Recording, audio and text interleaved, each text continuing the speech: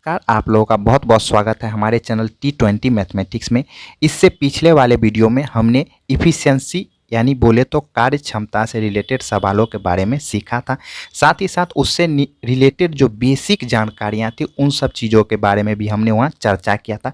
हालांकि ये time and work जो चैप्टर है हमारा, उसमें हमने आपको हमेशा एक ही फार्मूला के बारे में बताया था कि आपको याद रखना है कि W इक्वल टू ई गुना टी। यह हमने बोला था कि ये फार्मूला निकलता था कि जिस व्यक्ति की क्षमता जितनी ज़्यादा होगी वह उतनी ही ज़्यादा काम को कर पाएगा, और जिस व्यक्ति की क्षमता जितनी ज़्यादा होती है वह उतना कम समय में किसी भी काम को कर सकता है। यही दो चीज़ हमने आपको टाइम एंड वर्क चैप्टर में सिखाया है शुरू से लेकर, और यही फार्मूला के बेस पे सारा सवाल आपको करवाया, और आगे भी सारा सवाल इसी फार्मूला के बेस पे बनने वाला। लेकिन ये सब जो आप सवाल देख रहे हैं ये थोड़ा सा स्टैंडर्ड सवाल है। आज के डेट में कॉम्पिटिटिव एग्जाम में थोड़ा सा पेचीदा टाइप का सवाल पूछा जाता है, तो उस सवाल को हम कैसे जल्दीबाजी में सॉल्व कर सकते हैं, यही सब चीज़ों के बारे में, इसी सब के टेक्निक के बारे में आज के हम वीडियो में सीखने वाले हैं। तो चलिए स्टार्ट करते हैं। कहा जा रहा है कि ए की जो कार्य क्षमता है वह बी से दोगुनी है और बी की कार्य क्षमता सी से दोगुनी है। सबसे पहली बात तो आपको घबराना नहीं है। ऐसे सवालों को देखकर कभी भी घबराइएगा मत। ये सब सवाल में थोड़ा सा लॉजिक अगर आप लगा दीजिएगा तो उससे भी काफ़ी आसानी तरीक़ा से ये सवाल आप बना सकते हैं। चलिए यहाँ देखिए ना, हम कैसे इसको काफ़ी आसानी तरीक़ा से आपको बना के दिखलाते हैं। चलिए सबसे पहले ये सवाल जैसा जैसा हमको कह रहा है हम वो वैसा वैसा पहले कीजिए। कहा जा रहा है कि ए की कार्य क्षमता बी से दोगुनी है, मतलब ए की कार्य क्षमता जो है ये बी से दोगुनी है। हम इफ़िशियंसी से रिलेटेड चीज़ हमें डाटा दी गई है, तो इसलिए सबसे पहला जो हमें इफ़िशियंसी का रेशियो लिखना होगा। अगर हमें टाइम से रिलेटेड डाटा दिया रहता तो हमारा पहला कर्तव्य रहता कि हम टाइम से रिलेटेड डाटा को लिखते। यहाँ उसके बाद कहा जा रहा है कि बी की कार्य क्षमता सी से दोगुनी है, तो बी की कार्य क्षमता सी से दोगुनी है। ठीक, यहाँ तक लिख लिए। उनके बाद कहा जा रहा है कि ए और बी मिलकर एक काम को 4 दिनों में कर सकता है। अब एक बात बताइए कि ये 4 दिनों में कर सकता है, क्या इफिशियंसी से रिलेटेड बात है? कतई नहीं है, ये टाइम से रिलेटेड बात है। तो ये टाइम दिया गया है, ए और बी 4 दिनों में किसी भी काम को पूरा कर सकता है। पूछा जा रहा है कि सी अकेला किसी काम को कितने दिनों में पूरा कर पाएगा। तो हमें इस बात को पता करने के लिए सबसे पहली चीज़ जो होगा वो हमें टोटल वर्क चाहिए, उनके साथ ही साथ सी की इफ़िशियंसी चाहिए। अगर ये दोनों बात हमें अगर पता चल जाता है, उसके बाद यहाँ से हम एक फार्मूला निकाल लेते थे। टाइम बराबर होगा W/E, मतलब कि किसी भी व्यक्ति को कितना समय लगेगा किसी भी काम को करने में, वह ज्ञात करने के लिए टोटल वर्क में उनके इफ़िशियंसी से अगर भाग दे देते हैं तो वो पता चल जाता है। यहाँ तक सही है। अब चलिए हम सवाल को सॉल्व करने का रास्ता आजमाते हैं। कहा जा रहा है कि ए बी से दोगुना और सी जो है सी से दोगुना बी है। अगर कभी भी आपको इस तरीके के कंडीशनल वाला सवाल मिले और आपको रेशियो लिखने की ज़रूरत पड़े, तो सबसे पहले इसमें देखिए कि हम किनका रेशियो मान ले, क्योंकि इनमें तो वैसे रेशियो तो लिखने वाला है नहीं, तो हम इनमें किसका रेशियो मान ले ताकि इससे रिलेटेड सभी दाखा प्राप्त हो सके। अगर देखिए इसमें सी मान लेते तो सी से दोगुना कर देंगे तो बी आ जाएगा, और बी से दोगुना कर देंगे तो ए आ जाएगा। अब सी के जगह पे जो भी कुछ मानना है आप मान सकते हैं रेशियो के रूप में, उनमें हमेशा आंसर आपको सेम ही निकलेगा। अब यहाँ जो है सबसे छोटी संख्या हम ए ही मान लेते, ए से छोटा 0 मानिएगा तो वो सभी 0 0 हो जाएगा, तो इसलिए रेशियो निकलने वाला नहीं है। तो इसलिए हम सी को 1 मान लेते कि सी का रेशियो 1 है। इससे दोगुना ये हो जाएगा तो अर्थात ये 2 हो जाएगा, और इससे दोगुना ये हो जाएगा तो अर्थात ये 2 दूनी का 4 हो जाएगा। यहाँ तक तो बिल्कुल सही है। अब एक बताइए कि ए और बी जो है, ए है 4 बी है 2, इनकी इफ़िशियंसी है, तो ए प्लस बी की इफ़िशियंसी यहाँ से निकल सकता है? बोलिएगा बिल्कुल। 4 और 2 करेंगे तो 6 हो गया, अर्थात ए बी की इफ़िशियंसी हमें पता चल चुका है 6 है, और ए बी कितना समय ले रहा है वो भी हमें पता है। एक चीज़ आप सीखे हैं कि यहाँ W/E/T होता है, मतलब कि अगर हमें टोटल वर्क निकालना है तो किसी भी व्यक्ति की अगर इफ़िशियंसी दी गई है तो उसमें और उसके द्वारा लिए गए समय से गुना कर देंगे तो टोटल वर्क निकल जाएगा। जब भी आपको टोटल वर्क निकालना, चाहे वह किसी भी, जैसे कि ए बी की इफ़िशियंसी है तो ए बी का समय भी दिया है तो तो दोनों का आपस में गुना कर दीजिए, बस टोटल वर्क निकल गया। तो टोटल वर्क हमारा निकल के आ गया 24। अब क्या टोटल वर्क निकल गया तो जिनके बारे में पूछ रहा है उसके एफिशिएंसी से हम भाग देंगे। तो यहाँ पूछ रहा है कि सी कितने दिनों में उस काम को पूरा करेगा, तो सी का एफिशिएंसी 1 है, तो इसलिए 24 में हम क्या करेंगे 1 से भाग दे देंगे, क्योंकि टोटल वर्क 24 है और सी की एफिशिएंसी 1 है, तो इसलिए 24 दिन का समय लेगा सी उस काम को पूरा करने में।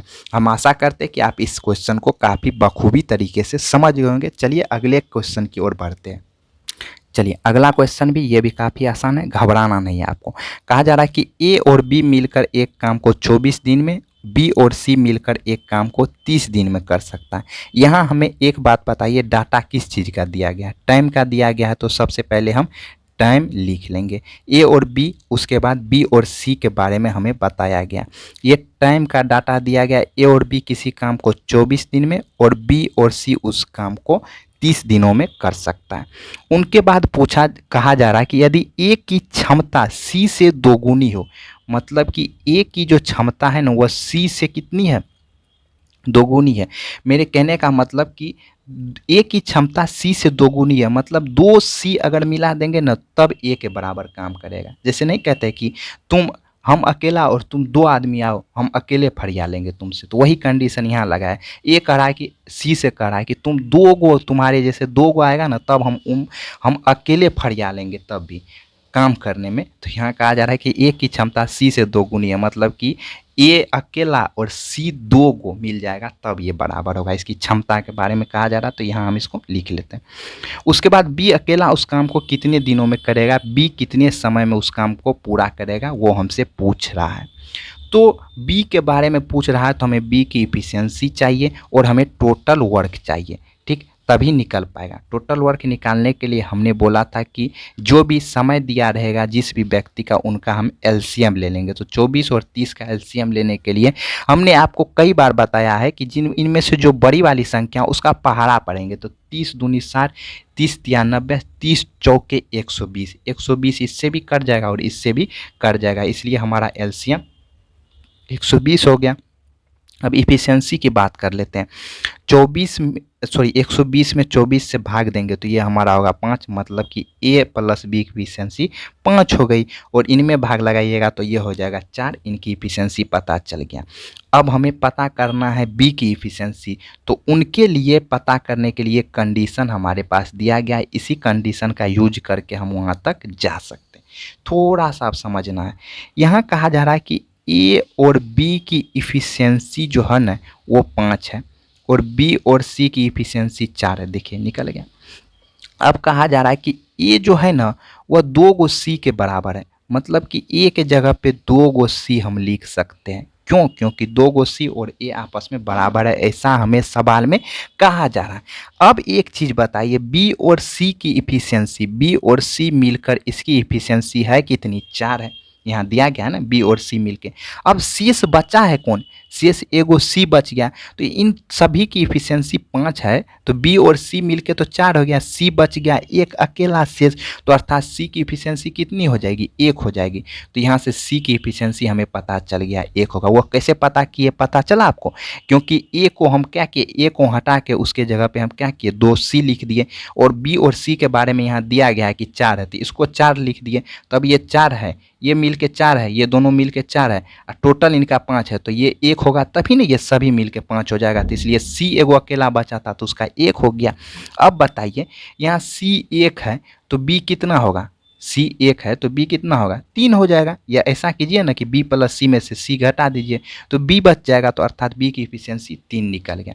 अब बी की इफिशियंसी निकल गया है, टोटल वर्क मालूम है, तो टाइम निकालने में तनी को भी समय लगेगा, जल्दी से निकाल दीजिएगा। किसका टाइम निकालिएगा? बी का टाइम। तो बी का टाइम निकालने के लिए टोटल वर्क में बी की इफिशियंसी से भाग देंगे तो 40 दिन आपका आंसर निकल के आ जाएगा। कितना सिंपल था। चलिए अगला सवाल जो देखेंगे वो भी इसी तरीके का काफ़ी सिंपल है। इफ़िशियंसी से रिलेटेड इस सब टाइप के जो सवाल है इसमें आपको बेसिकली रूप से लॉजिक ही लगाइएगा, तब जाके आप इसको जल्दीबाजी में बना सकते हैं, क्योंकि ये सब क्वेश्चन ज़्यादातर मेंस एग्जाम में पूछे जाते हैं। जैसे कि बैंक हो गया, एसएससी सीएचएसएल का मेंस हो गया, ये एसएससी सीजीएल हो गया, ये सब एग्जाम में ज़्यादातर मात्रा में पूछे जाते हैं। चलिए तो सीखते हैं, ये भी काफ़ी आसान है, पहले देख के घबराना नहीं है, काफ़ी आसानी से बन जाएगा, लेकिन थोड़ा सा लॉजिक का इस्तेमाल करना है। कहा जा रहा है कि किसी कार्य को ए उतने ही समय में कर सकता है जितने समय में बी और सी मिलकर कर सकता है।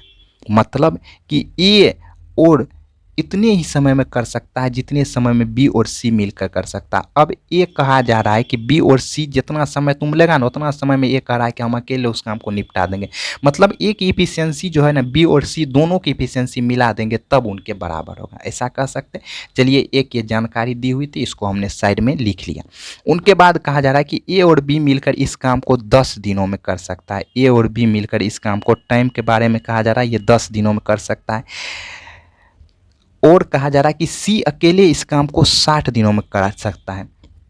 तो बी अकेले उस काम को कितने दिनों में करेगा, बी के बारे में पूछ रहा है। ठीक, उनके बाद और कुछ भी डाटा नहीं दिया, सिर्फ इतने ही चीज़ हमें दिया गया। तो हमने बोला था कि यहाँ टोटल वर्क तो निकल सकता है, तो सबसे पहले हम टोटल वर्क निकालने का कोशिश करते हैं। 10 और 60 का एलसीएम लेंगे तो 60 होगा। क्यों? क्योंकि 60 10 से भी कट रहा है। उनके बाद इफिशियंसी निकालिए। इफिशियंसी निकालने के लिए 60 में 10 से भाग देंगे तो 6, इनकी इफिशियंसी 6 निकल गई है। और इनकी इफिशियंसी 60 में 60 से भाग देंगे तो 1 हो जाएगा। ठीक, यहाँ तक सही है। उनके बाद हमें बी की इफिशियंसी निकालना है, क्योंकि बी की इफिशियंसी जब निकल जाएगा तो हम टोटल वर्क में भाग लगा देंगे, तो बी के द्वारा कितना समय लगेगा वो हमें पता चल जाएगा। अब हमारा कर्तव्य है कि बी की इफिशियंसी निकालना। उनके लिए थोड़ा सा समझिएगा। हम बोले कि आपके पास तराजू है, आपके पास ये तराजू है। हम बोले कि इस तराजू है, आपको 10 केजी वजन का कोई सामान दिए। हम बोले कि ये तराजू पे आप जो है इस 10 केजी को ऐसे भागों में बांटिए कि ये दोनों तराजू इक्वल हो जाए। तो आप जल्दी से बोलिएगा कि 5 केजी इस साइड रख देंगे, 5 केजी इस साइड रखेंगे, तभी तो तराजू इक्वल हो पाएगा। तो ठीक उसी तरीके से यहाँ ए, बी और सी की इफिशियंसी कितनी है? 7 है। और इस 7 इफिशियंसी को हमें 2 बराबर भागों में बांटना है। तो इनका मतलब जो है 3.5 किलो इधर चढ़ा देंगे और 3.5 किलो इधर चढ़ा देंगे, तभी तो 3-3.5 किलो ये दोनों मिल के आपस में 7 केजी हो जाएगा, जो इक्वल होगा। ये 7 कहाँ से लाए पता चला? ए, बी और सी सभी को मिला के 6 1 7 इनकी इफिशियंसी है, लेकिन इनको बराबर करना है, इसीलिए हमने 3.5 इधर 3.5 इधर कर दिया। तो अब ये हो गया क्या? बराबर हो गया। अब चलिए, सी की इफिशियंसी हमें मालूम है, 1 मालूम है। यहाँ सी की इफिशियंसी दिया है, तो 3.5 में 1 सी हो गया, तो ये कितना हो जाएगा? बी 2.5 हो जाएगा, क्योंकि 2.5 में 1 जोड़ेंगे तभी ना 3.5 हो पाएगा। तो ये हमें बी की इफिशियंसी पता चल गया, कितना? 2.5 मतलब 2.5। अब बी का समय पूछ रहा है, तो बी का समय निकालने के लिए टोटल वर्क में इफिशियंसी से भाग लगा देंगे। तो चलिए, वैसे 2.5 से 24 बार में कट जाएगा, नहीं समझ में आता है तो 0 हटा लीजिए। चलिए, इससे काटिए। 25 से 2 बार में 50 और 25 चौके 100, तो ये 24 दिन आपका आंसर हो गया। तो हम आशा करते कि अब जो है ये इस टाइप के सवाल को आप काफ़ी आसानी से बना सकते हैं। थोड़ा सा इसमें ध्यान रखिएगा कि क्वेश्चन क्या क्या कहा जा रहा है। थोड़ा सा ये लॉजिकली सवाल, मतलब कि लॉजिक इसमें थोड़ा सा अप्लाई करना है, बाहरी रूप से अपने दिमाग को भी थोड़ा सा लगाना है, तो ये सवाल काफ़ी आसानी से आप बना सकते हैं। लेकिन घबराना नहीं है, डरना नहीं है। हम इफिशियंसी से रिलेटेड थोड़ा और भी स्टैंडर्ड सवाल को इसके आगे वाले वीडियो में आपको लेकर आएंगे और वहाँ दिखाएंगे कि आप इसी तरीके से लॉजिक लगा के उन सब सवालों को भी काफ़ी आसानी से बना सकते हैं। तो जल्द ही आपसे हमारी मुलाकात होगी, तब तक के लिए धन्यवाद।